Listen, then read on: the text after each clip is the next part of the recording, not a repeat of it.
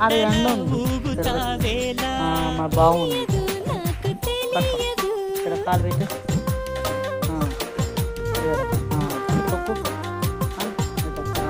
అట్లా మా అబ్బాయి బరువు సరిపోతుంది